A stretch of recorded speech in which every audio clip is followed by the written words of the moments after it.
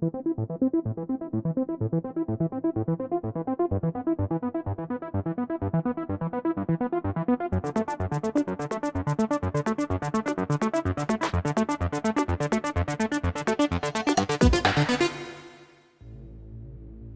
début mai, j'étais à Singapour avec Dramlac pour la Black Hat. Alors pourquoi est-ce que j'avais des gants, un bonnet et un gros manteau dans la valise? C'est parce que dans la foulée, je partais à Montréal, au Canada, pour la NorthSec. Du fin fond du sud de la France, je ne connaissais pas la NorthSec. C'est un ami d'un ami qui connaissait un ami qui cherchait des Français pour venir faire un talk. Dans ma phase un peu yes man, j'ai répondu à cet appel et ma proposition de sujet a passé la CFP. La CFP d'ailleurs, c'est Call for Paper. C'est une démarche que les events mettent en œuvre pour inviter des conférenciers à leur faire des propositions. Un comité fait alors une revue des propositions et sélectionne des sujets qu'ils estiment comme intéressants. Bref, c'est comme ça que je me suis retrouvé à découvrir cet event, qui s'avérera d'ailleurs être un des meilleurs événements auxquels j'ai eu la chance de participer. Après des dizaines d'heures de vol et de galères, de décalage horaire et d'une belle crève attrapée sur une escale à San Francisco, je suis finalement arrivé, un peu en PLS, mais à bon port. J'avais quelques jours d'avance qui sont devenus quelques jours de convalescence, mais le jour J j'étais prêt, ou pas en l'occurrence. Yo, il est bientôt 10h, je suis à 15 minutes à pied du marché Bon Secours, ou Bon Secours, je sais pas comment on dit. Je viens de terminer de préparer la conférence, donc malheureusement j'aurai pas forcément le temps de la répéter. Ce qui est particulier, c'est que c'est une conférence de 30 minutes, donc j'ai quand même une soixantaine de slides. Mais normalement on est prêt, donc il va juste falloir que je fasse attention au timing, mais normalement ça devrait bien se passer. A plus. La NorthSec, c'est le plus gros événement de cybersécu au Canada, le plus gros CTF IRL au monde. Un peu comme à la DEFCON, qui propose tout un tas de villages qui sont des zones spécialisées sur telle ou telle thématique, la NorthSec proposait un village système embarqué, soudure et badge life, et même un village pickpocket. D'ailleurs, il faut que je vous parle des badges. C'est quelque chose qu'on voit assez peu en France, mais aux US, c'est toute une culture. C'est la badge life. En fait, quand vous allez à un event, on vous remet un pass, qui prend souvent la forme d'une feuille A4 pliée en deux et portée autour du cou. Aux US, c'est pas des feuilles A4 qu'ils ont, mais des badges électroniques préparés spécialement pour l'occasion. Et ces badges renferment souvent des petits challenges. Voici par exemple le badge utilisé pour la NorthSec. Et ouais, sur ce badge-là, en fait, il y avait un petit écran qu'il fallait souder soi-même, plein de petits LED à souder soi-même. Ce petit écran permettait de configurer son nom, et en fait, les badges pouvaient se connecter les uns aux autres pour débloquer de nouveaux mécanismes de couleurs, et en fait, notre badge évoluait au fur et à mesure de la conférence. Au-delà de ça, la NorthSec, c'était des conférences variées et de qualité. J'ai beaucoup aimé partager ce que je pouvais et je remercie les organisateurs de leur confiance. On m'a même remis un coin, qui est là encore typique de la culture hacking des États-Unis. Les challenge coins sont en général des signes de remerciement ou de félicitations pour ceux qui arrivent à résoudre un challenge, passer une certif, faire une conférence, etc. J'en ai accumulé quelques-uns avec le temps et c'est toujours sympa pour se la péter un peu auprès des collègues. Bon, sinon, revenons aux orgas. J'ai eu l'occasion d'échanger avec certains d'entre eux, de partager un repas avec d'autres et ils sont d'une bienveillance qui est vraiment déconcertante. Hyper investis dans leur event et ça se voit tout du long. Un soir, on a même eu un hommage au Daft Punk, c'était vraiment cool.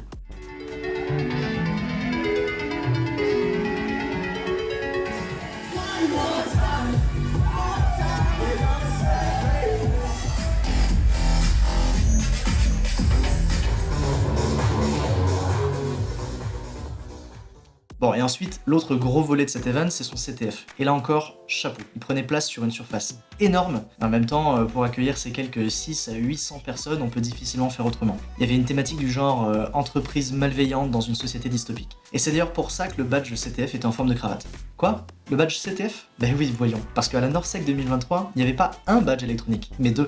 Et ça, c'était le badge pour le CTF. Une petite cravate qu'on pouvait porter autour du cou, avec des LED tout autour. Et il se trouve que cette cravate, elle avait un challenge à l'intérieur. Il y avait sur les tables positionnées des espèces de petites horloges imprimées en 3D, confectionnées à la main. On pouvait en fait débloquer un mode debug ou admin, grâce auquel on pouvait en fait communiquer avec les différentes horloges qui étaient positionnées sur ces tables. Et en fait, ces horloges embarquaient certains trucs, soit radio, soit Bluetooth, je me souviens plus, et qui pouvaient permettre justement de contrôler les couleurs des cravates aux alentours. Et donc en fait, tout au long du CTF, on avait de plus en plus des cravates qui s'alignaient sur des mêmes couleurs. Enfin bref, un gimmick assez sympa. Bon, sinon ce CTF, c'était aussi l'occasion de voir des potes, notamment des étudiants de l'école 2600, et aussi de voir des setups carrément originaux.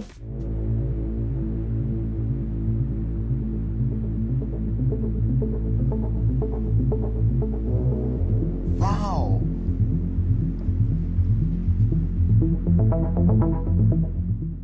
Dans ce CTF, il y avait des challenges vachement originaux, comme un challenge de moulage de clés ou encore un challenge dans lequel il fallait pirater un réseau d'entreprise et compromettre un distributeur de billets. Oui, un distributeur de billets.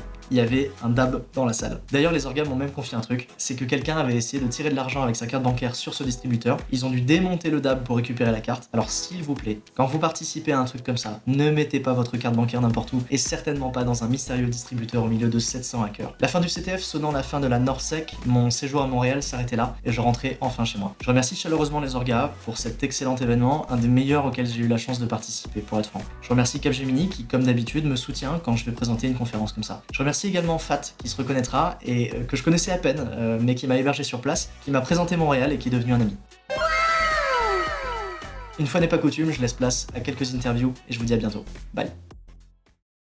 Salut Hugo. Salut, Est-ce que tu peux te présenter pour ceux qui ne te connaissent pas? je m'appelle Hugo Jeunesse, je suis VP de la conférence à Nortec ici, donc je m'occupe de la partie conférence qui est le jeudi et le vendredi et de monter un programme, un horaire qui soit intéressant pour la communauté en général. On a aussi une compétition qui est le vendredi, samedi, dimanche et des trainings qui sont la semaine après Nortec. À Nortec, on n'a pas de focus particulier, donc on n'est pas une conférence de reverse engineering comme Recon à Montréal. On est très général si on veut. On veut pas une image de trop corporative non plus, donc on essaie d'être près de la communauté. Tout le monde à Nortec est des bénévoles. Il y a environ 150 bénévoles au total. Ah oui. Pour la partie CTF, c'est vraiment d'avoir des défis le plus techniques possible. On essaye aussi d'avoir des défis qui sont plus accessibles pour les débutants. À Nortec, en général, on essaie d'inclure le plus de gens possible. On va essayer de faire des défis très originaux. On a, par exemple, le badge, ça fait partie du CTF. Donc, il y a des challenges, il y a des flags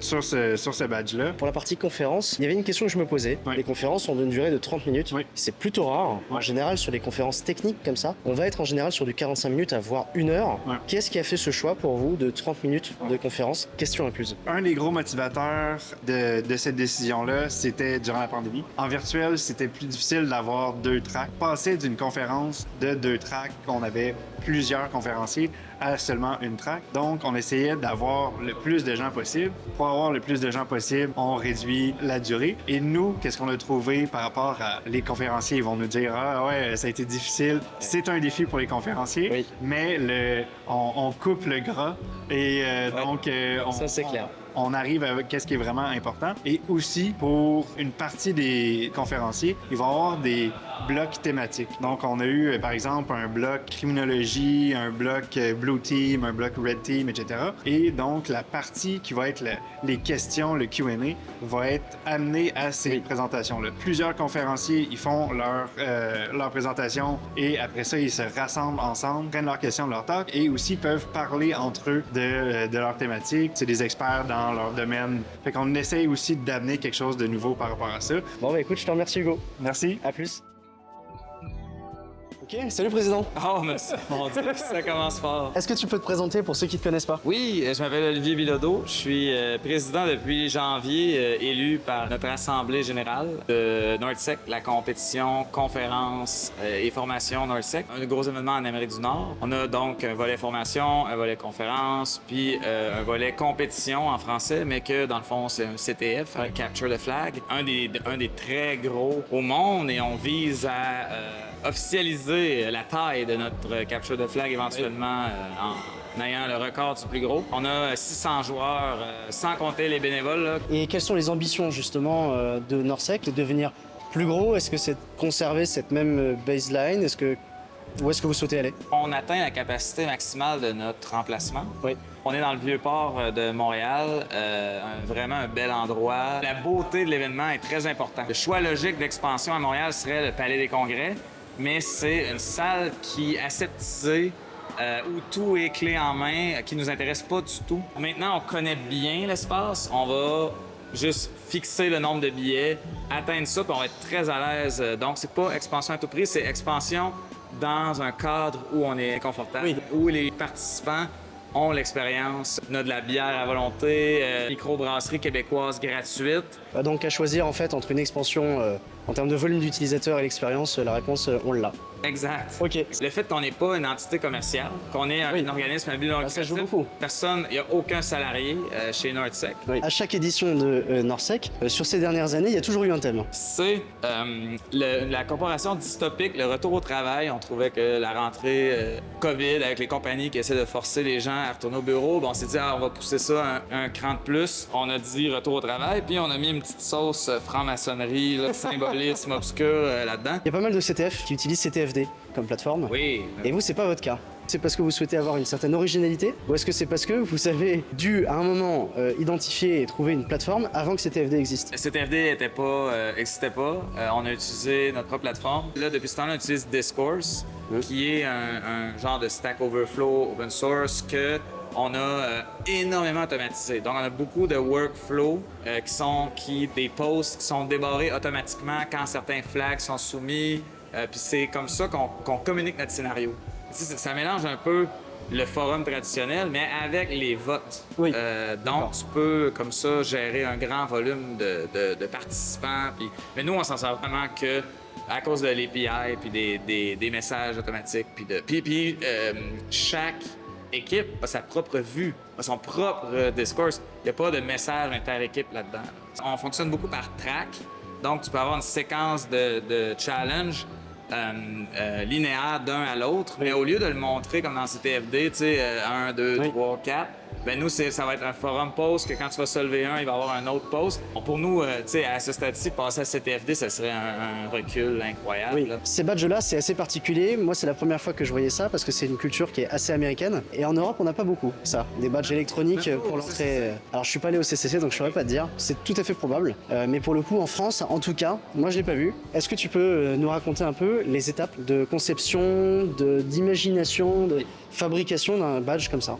En septembre, on commence à dire qu'est-ce qu'on veut faire. Puis là, c'est fou, là, mais c'est des produits, là, tu sais, un grille-pain, ou puis là, c'est même plus complexe qu'un grille-pain, mais tu sais, un frigo, ou tu sais, il y a des PCB. Dans le fond, ça, c'est un PCB flexible. C'est quand même un accomplissement aussi en soi. C'est clair. Là, on décide quelle fonctionnalité on veut. Ensuite, on fait le traçage. Donc, tu sais, il y a les objectifs logiciels, les objectifs de bling-bling, là, de couleurs. Mais ensuite de ça, là, très tôt, on arrive au prototype. Oui. Parce qu'on n'est pas certain que ça va fonctionner. C'est fait en Chine. Quand on fait ça à grande échelle, en tout, on a commandé 750 de celui-là, puis je pense 600 de l'autre badge de conférence. Après, des fois 2 prototypes qui peuvent être faits plus localement, plus cher par unité. Là, on envoie ça en Chine, puis là, on s'est fait livrer une palette. Boum, ça a fait quand ça arrive. Mais là, ça a pris 2 week-ends à 6 à 8 volontaires juste mettre le firmware sur toutes les badges. Là. On déballe, on teste, on met le firmware. Ouais. Des fois, c'est ce que le badge veut qui influence le thème. Des fois, c'est l'autre côté. Le PCB flexible, eux, ils avaient envie d'en faire un. Là, on s'est dit, on fait la corporation dystopique, pourquoi pas une cravate ou quelqu'un a eu cette idée de génie. C'est un travail herculéen qui implique beaucoup de gens et qui me rend très fier pour vrai. On veut que les gens aguerris aient du plaisir à se casser la tête avec des affaires difficiles, mais on veut que quelqu'un qui est un débutant puisse s'épanouir et apprendre. Oui. On veut prendre finalement le débutant puis le faire progresser vers l'expert finalement. Ok, ça marche. Je te remercie beaucoup. Merci. Et bon courage. Là, il va y avoir plusieurs nuits qui vont s'enchaîner où vous allez devoir, je pense, rattraper un peu de sommeil. Oh oui.